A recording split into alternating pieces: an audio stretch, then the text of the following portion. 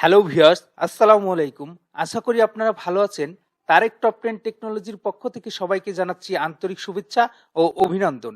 আজকের এই ভিডিওতে আমরা দেখতে চলেছি বেসিক থেকে অ্যাডভান্স লেভেলের কিছু কাজ। আজকের এই ভিডিওতে আমি মাইক্রোসফট ওয়ার্ডের নতুন একটি টিপস অ্যান্ড ট্রিক শেয়ার করব। আপনারা কিভাবে মাত্র এক ক্লিকে মাইক্রোসফট ওয়ার্ডের সমস্ত কিবোর্ড কমান্ড নিয়ে আসবেন। তো এক্সপার্ট হওয়ার জন্য ভিডিওটি না টেনে সম্পূর্ণ দেখবেন। এছাড়াও আপনি যদি আমার চ্যানেলে নতুন হয়ে থাকেন তাহলে চ্যানেলটি সাবস্ক্রাইব করে পাশে থাকা বেল বাটনটি ক্লিক করুন। তো চলুন ভিডিওটি শুরু করি। তো আপনারা যদি কিবোর্ডের সমস্ত কমান্ডগুলো দেখতে চান তাহলে আপনাদের একটি কিবোর্ড কমান্ড প্রেস করতে হবে। কিবোর্ড কমান্ডটি হচ্ছে ওয়াল্ট চেপে F8। আমি আবারও রিপিট করতেছি, ওয়াল্ট চেপে F8 প্রেস করলে আপনাদের সামনে এরকম একটি মাইক্রোস নামের পপ আপ মেসেজ দিবে। এই মাইক্রোসের সর্বপ্রথম বিজয় 203 এইভাবে লেখা আছে। আমরা এই লেখাটিকে আমরা ডিলিট করে দেব। এই লেখাটিকে আমরা ভ্যানিশ করে দিয়ে এইখানে আমাদের একটি কমান্ড প্রেস করতে হবে। পূর্বের এই কমান্ডটি আমরা মুছে দিয়ে আমরা এখানে একটি কমান্ড প্রয়োগ করব। কমান্ডটির নাম হচ্ছে লিস্ট কমান্ডস। এখানে আমরা কোনো গ্যাপ দিব না এবং লিস্ট কমান্ড হলে হবে না, এস যুক্ত করতে হবে।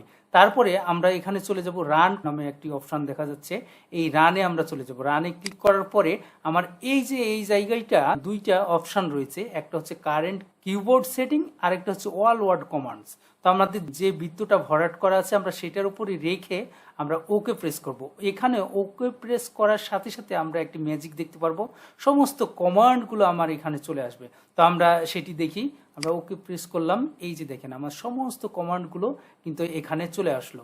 একেবারে A to Z আমরা মাইক্রোসফট ওয়ার্ড নিয়ে যে সমস্ত কাজগুলো করে থাকি সমস্ত শর্টকাট কমান্ড এখানে আপনারা পাবেন। তো এই কমান্ডগুলো আপনারা লক্ষ্য করলে এখানে যদি আমি দেখাই তাহলে দেখেন পেজ নাম্বার 1 to 10 মানে আমার এখানে 10টি পেজ রয়েছে। এই পেজগুলো যদি আপনার কাজের জন্য প্রয়োজন হয়ে থাকে তাহলে আমরা এটা কিভাবে সেভ করতে পারি আমি সেই বিষয়টিও নিয়ে আলোচনা করব। যদি এই জিনিসটা আমরা সেভ করতে চাই তাহলে আমরা কি করব, এই যে আমার বাম পাশে রয়েছে ফাইল নামের অপশন রয়েছে, আমরা এই ফাইলে ক্লিক করব। ফাইলে ক্লিক করার পর আমরা এইখানে সেভ অ্যাজ রয়েছে, সেভ অ্যাজে চলে যাব। সেভ অ্যাজ থেকে আমরা দিস পিসি বা ব্রাউজারে আমরা রাখতে পারি। আমরা এই ব্রাউজারে চলে গেলাম এখান থেকে। তারপরে আমরা ব্রাউজার থেকে আমরা ডেস্কটপে রাখবো।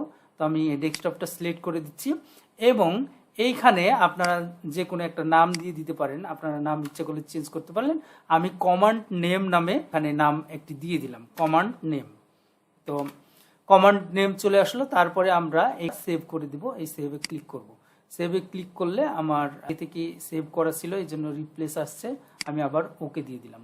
ওকে দিলে দেখেন আপনারা এখানে সমস্ত কিছু সেভ হয়ে গেছে। আমি যদি এটা কেটে দিয়ে আমি ডেস্কটপে চলে যাই আপনাদের দেখার সুবিধার্থে, দেখেন আমি এখানে ডেস্কটপে চলে আসছি।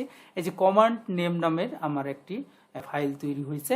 এই ফাইলটি আমি যদি ডাবল ক্লিক করে ওপেন করি তাহলে আপনারা দেখেন কি হয়। এই যে আমার সমস্ত কমান্ডগুলো এখানে চলে এসেছে।